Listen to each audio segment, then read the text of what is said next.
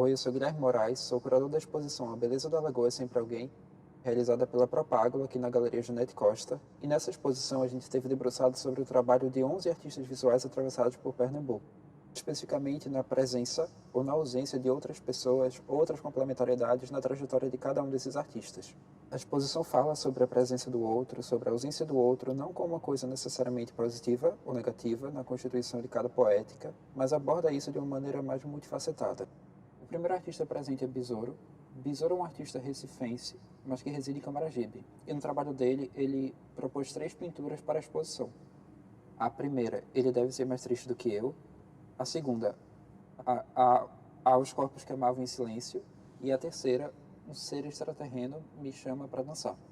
Essas 3 pinturas falam um pouco sobre o trabalho de Besouro, de uma característica que é muito presente no trabalho dele atualmente, que é a gestualidade, que é a aproximação entre pintura e dança, que é um processo que eu acredito que vem de um background de Besouro enquanto artista urbano, enquanto artista que experimentou o picho, o grafite, e que tem um entendimento da criação da parte gráfica enquanto algo muito mais coreográfico.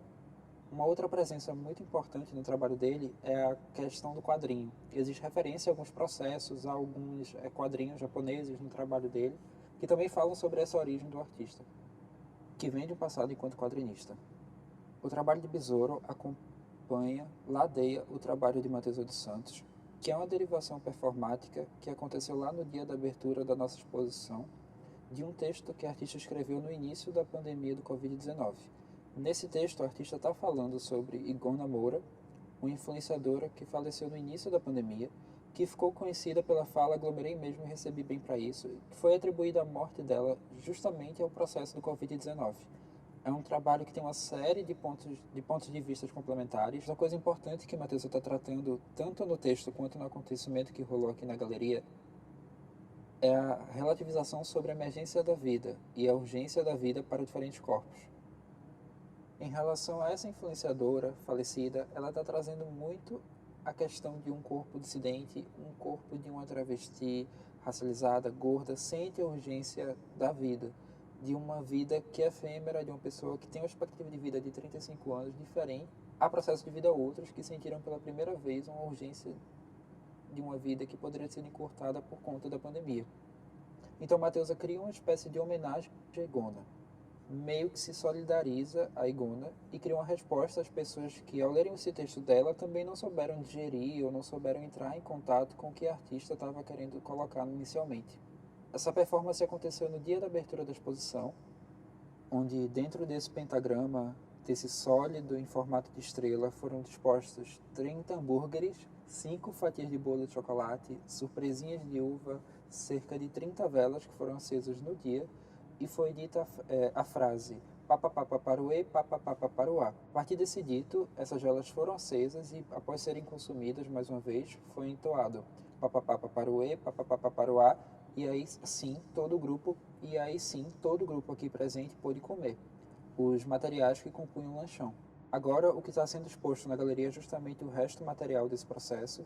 Então, há uma passagem de tempo muito importante desse sólido daqui, mas a performance da artista também foi registrada pela Propaglo e está disponível online. Em seguida, a gente tem o trabalho Entrelaçar, de Raelen. Raelen Alves é um artista que é de Igaraçu, da comunidade de pescadores e marisqueiras Nova Cruz 2. E no trabalho de Raelen, um trabalho têxtil, ela está muito debruçada sobre o cabelo. O cabelo é algo que vem na trajetória da artista enquanto um fazer autobiográfico. A artista mapeou a sua transição capilar, a artista vem recolhendo a materialidade ao longo dos anos, e nesse trabalho, nessa espécie de manto, de bandeira, de estandarte, a artista faz uma referência às tranças Nagô, que eram utilizadas como uma forma de desenhar rotas nos cabelos para os quilombos, ou então desenhar e mapear possibilidades de armazenamento de recursos. Então, ela pensa um pouco desse processo estratégico que foi o cabelo, a trança, dentro do seu entendimento de retomada e de negritude. A Ellen apresenta esse sólido, esse material que dá para ser visto dos dois lados. Tanto a gente tem ao que seria atribuído à frente, com os cabelos da artista em diferentes estágios da vida dela, então por isso eles variam de cor, como também o que seria entendido como verso do trabalho, que é onde as costuras estão mais aparentes, onde a gente consegue entender a feitura do objeto como um todo. É interessante colocar essa diferenciação porque, de alguma maneira, tem uma proximidade com o processo de besouro, enquanto uma lona que é estendida, mas enquanto um trabalho está sendo explorado na sua frente, na sua pintura. Nesse artista achou importante e interessante que a gente apresentasse essa opção, essa possibilidade de visibilidade da obra.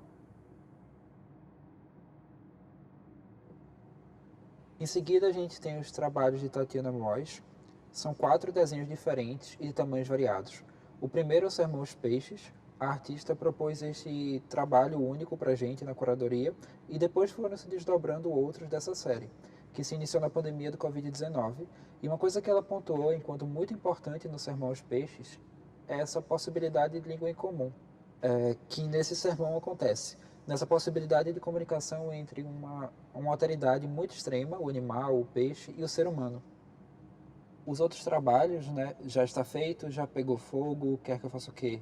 Votos e batismo, falam sobre esse processo de morte, falam sobre processos de vanitas, a natureza morta ligada à efemeridade da vida, ao luxo, mas também falam um pouco sobre o que a artista entende como experimentação dentro do desenho. A artista é de Recife, mas há 6 anos é mestra na cidade do Porto, em desenho, e ela tenta explorar o desenho para além da obviedade da técnica primorosa, mas sim entendendo as suas possibilidades múltiplas de realização, de experimentação. Vale a pena, inclusive, chamar atenção para o último trabalho, Batismo, em que a artista trabalhou com uma certa junção de um trabalho que foi recortado por sua filha, através da técnica do kintsugi. Então, aqui nesses arcos de ouro, na realidade aconteceu uma contribuição da filha dela, criança Odete, que recortou o trabalho e orgulhosamente mostrou isso à mãe. Tatiana, então, preferiu aproveitar esse gesto e aproveitar essa contribuição e assumir isso dentro do trabalho aqui dentro. Uma coisa também importante no trabalho de Tatiana é esse processo de cisão da artista, da pesquisa da artista, no interesse da artista, no antes e depois de vir a ser mãe. O ser mãe é uma coisa que foi muito explorada no processo de entrevista e no processo de conversa com o artista, e é algo que também aparece explicitamente nesse trabalho específico.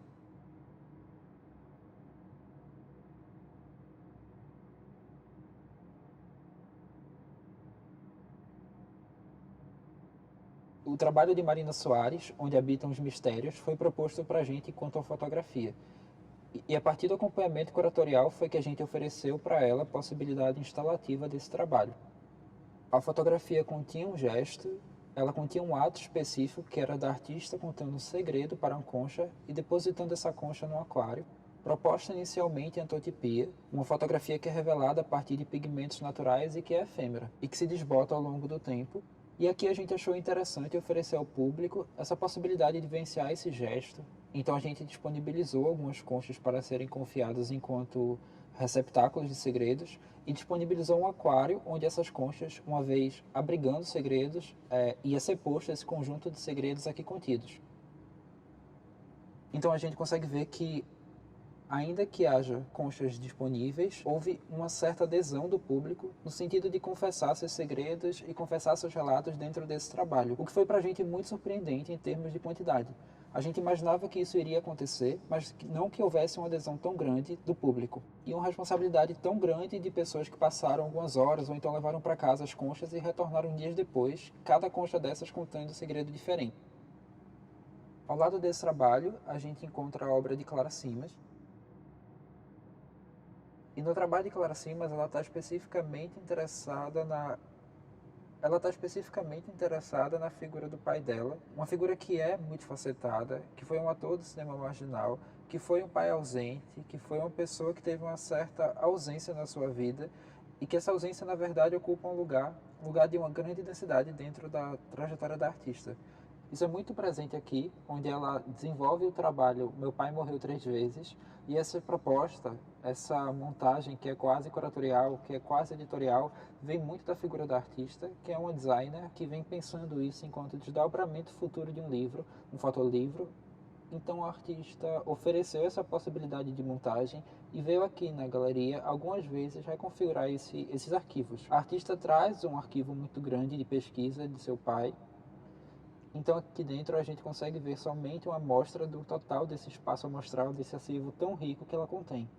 Lembro que, acompanhando esse processo, a gente se deu conta de um grande acervo, de um quarto que era quase que inteiramente dedicado a esse acúmulo e a esse estudo. Então a gente consegue ver vídeos do pai enquanto ator de cinema marginal, morrendo inclusive em algumas dessas cenas. A gente consegue ver relatos de amigos, de ex-mulher, de tia, de parentes presentes nessa trajetória que ligam um pouco, claro, à figura paterna, à produção fotográfica da própria artista e, é claro, o seu rearranjo autoral dentro desse acervo como um todo. Mais para cá, a gente consegue ver o trabalho de Tássio Russo, O Lugar Onde Acontece, em que o artista propôs a frase todo trajeto é uma conversa entre você e o espaço, todo espaço é uma conversa entre você e o trajeto, para estar ocupando aqui a Galeria Junete Costa. Russo ele normalmente tem um processo mais dedicado à arte urbana, no lambe, na intervenção da palavra no ambiente urbano, e aqui, pela primeira vez, ele está tensionando esse lugar de uma galeria fechada, de um espaço institucional e não um espaço aberto, um espaço em que o trânsito, de certa maneira, é mais livre.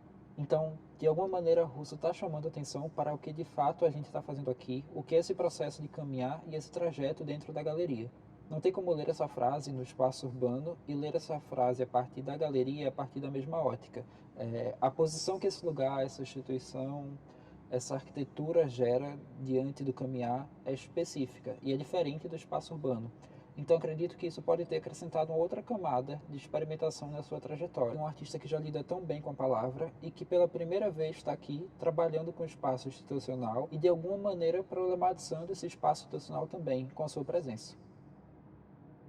Em seguida, a gente tem o trabalho de Ante Ribeiro, Uivo. Uivo, na realidade, ela faz parte de uma série de esculturas sônicas que a artista chama de uma série maior, movediça. Movediça constitui de um processo onde ela está realizando uma escuta atenta, uma coleta de sons que são significativos para ela, e então remodelando cada um desses sons em uma peça sônica em que ela coloca como escultura. Ela tenta muito para a limitação do som enquanto uma matéria, enquanto a questão matérica mesmo, então ela coloca que da mesma maneira como o barro, uma massa pode ser modelada e medir seu próprio limite de modelação, o som também reage dessa mesma forma.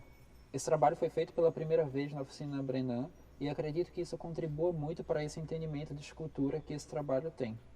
E aqui foi trazido pela primeira vez enquanto um espaço que isola mais esse som, isola mais essa espacialidade e tenta vedar um pouco os outros sentidos. Em princípio, a visualidade do espectador. Então, uma vez adentrando nessa estrutura arquitetônica, há um certo corte desse ambiente tipográfico, dessa exposição, desse cubo branco, para uma caixa preta, onde a gente consegue entender que o som está sendo privilegiado.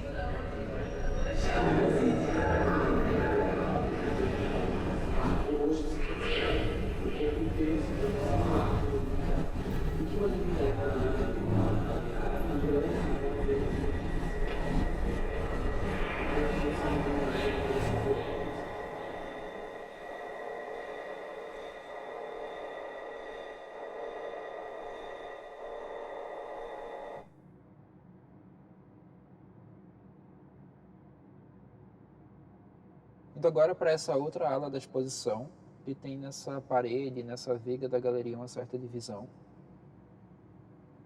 a gente consegue visualizar o trabalho de Luana Andrade, Nara Gual e Marcela Dias.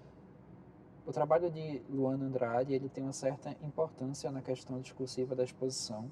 Luana é uma artista que está investigando muito a questão participativa no seu trabalho. Esse daqui é um trabalho de uma pesquisa anterior a ela, em que ela está oferecendo uma oficina de como realizar barcos de papel, uma oficina de algo muito banal e que ela oferece para o público essa possibilidade de aprendizado de algo que não necessariamente é muito útil, mas com o passar do tempo, Luana acabou se debruçando sobre essa necessidade de arte participativa, de conseguir conquistar o outro para que seja acontecida enquanto sucesso. De alguma maneira, ela problematiza esse lugar e ela coloca que ela tenta mostrar nesse trabalho um outro recorte e principalmente imprimir, enquanto retratos, os frames de solidão na arte participativa, os momentos de falha, os momentos de espera no seu trabalho, algo que ela coloca como fiz uma festa e ninguém veio. Ela tenta criar esse momento de atenção para esse lugar de instrumentalização do outro, de um processo coletivo, um processo performático, um processo que gera principalmente se complementa a partir dessa presença do outro, que de alguma maneira é uma presença instrumentalizada. De alguma maneira, isso é uma oportunidade para a gente pensar na exposição de arte, isso é uma oportunidade para a gente pensar na beleza da lagoa que necessita de alguém, enquanto essa necessidade do outro, e que expectativa é essa que a gente, enquanto curador, educador, enquanto público, gera desse outro. O que é que esse código de conduta que esse outro nos oferece frente ao que está sendo posto enquanto possibilidade de desfrute artístico? De alguma maneira existe um limite entre como a gente se transforma, como é que a gente engloba esse outro dentro do discurso. E acredito que o trabalho de Luana, ele é uma lente de aumento, é uma oportunidade de estar falando sobre isso. E que nem sempre essa presença do outro nos é adequada, ou nem sempre a presença do outro não nos provoca. Essa ausência também é significativa, essa tremida na base, essa inconsistência, essa insegurança também são questões que talvez devessem ser exploradas nos processos curatoriais e é algo que a gente está tentando fazer aqui na exposição. Também pensando em mostrar outros processos, outras camadas que acontecem dentro de uma exposição, o trabalho de Naragual é muito interessante. Nesse trabalho, o artista está muito debruçado sobre o tempo. Então, esse conjunto de propostas aqui é o único trabalho, ROI, em que a artista iniciou enquanto médica que encaminhava pacientes para diferentes leitos do Covid-19. Aqueles frames, aquelas lâminas de projetor, na verdade, são pedaços de papel que ela ficou recortando durante esse processo, enquanto remotamente encaminhava certas pessoas para os leitos que, por sua vez, já tinham sido intervidos por cupins, a partir de uma quase enchente que aconteceu em sua casa. Então existe quase que um descontrole, um jogo de controle e descontrole dentro do trabalho de Nara, frente à materialidade dela. E acredito que sobre esse descontrole, uma vontade muito grande de agregar o tempo, que é o que apresenta, o que parece com mais ênfase nesse outro momento do trabalho dela, em que a artista propôs um gotejamento de um pigmento vermelho em diferentes bacias. Então, de alguma maneira, esse trabalho se modifica muito, assim como o de Marina, assim como a exposição como um todo, que vai envelhecendo, que vai encardindo, ele realmente se modificou muito ao longo da exposição. Cada bacia dessa representa diferentes momentos de gotejamento. E cada um desses momentos de gotejamento, cada uma dessas materialidades, por sua vez, desenvolveu processos de evaporação, de adensamento de pigmentos diferentes, alguns gerando fungos, alguns gerando acúmulos de poeiras, alguns gerando circunferências de formatos diferentes, e a artista tenta assumir isso em seu processo e em seu trabalho. Aqui também a gente pode ver um processo que está bem atento à passagem do tempo. Apesar de ser o trabalho mais largo da exposição, ele é o trabalho que mais precisa de aproximação para que seja visto. E a gente consegue ver a presença desses papéis que foram atingidos pelos cupins, que se alimentaram dele, mas também a gente consegue ver asas de insetos que povoaram a casa de Nara, asas de cigarras, de formigas, de borboletas contidos aqui em cada um desses frames, que a artista produziu em maior quantidade. Aqui cerca de uma centena está sendo exposta. E ao lado de Roy, existem 4 quadras propostas por Marcela Dias, que foram propostas enquanto trabalhos em processo na exposição e foram realizados para a exposição. Cada um dos trabalhos de Marcela, ela está debruçada sobre questões de divagação, de passagem do tempo, de contemplação e de memória muito grande. mas cada um deles guarda um processo de experimentação muito enfáticos. Primeira coisa que Marcela traz é assumir a tela, assumir a pintura enquanto materialidade. Acredito que a artista não vê sentido em ser uma pintora e não pensar sobre estar pintando hoje em dia. Então a pintura de alguma maneira ela media a si mesma, a tela se assume enquanto tela, a pintura se apresenta enquanto sólido geométrico, enquanto objeto no espaço, os lados são aproveitados, ora para desenho, ora para borrões, ora para mais pintura. E depois desse processo, o artista retornou à galeria e desenhou perto deles diferentes desenhos, diferentes objetos, diferentes temas que já dialogam com essas pinturas. Então a exposição também nesse quesito se transformou um pouco a partir da intervenção e do gesto da artista. Uma outra coisa que vale a pena colocar no trabalho de Marcela é que ele é um acúmulo de diferentes gestos. Então, ao longo do seu processo, vão sendo pintadas telas em cima de telas. Então, a depender do ângulo que a gente olha para esse trabalho ao vivo, a depender do ponto de vista que a gente consegue entender esse aglomerado de decisões que a artista leva em conta e consegue entender outros gestos que foram cobertos, mas não por terem sido cobertos, foram omitidos desse processo de feitura de cada um dos trabalhos. E assim temos dois trabalhos sem título, Luzia e Empty Seats, que compõem e finalizam a exposição. Embora a exposição aconteça enquanto um momento muito significativo em nosso trabalho e na nossa pesquisa, ela não é necessariamente o momento mais importante ou o único momento mais importante desse acompanhamento. A Beleza da Lagoa é sempre alguém aconteceu por muitos meses antes da exposição ser aberta e vai continuar acontecendo momentos depois da exposição ser fechada. A gente vai digerir o que aconteceu aqui em processo de realização, de mediação, de captação, de processo educativo como um todo. E a partir daí também oferecer para o público e oferecer para a comunidade científica e para os artistas esse processo combinado que realmente não se encerra quando a exposição fecha as portas.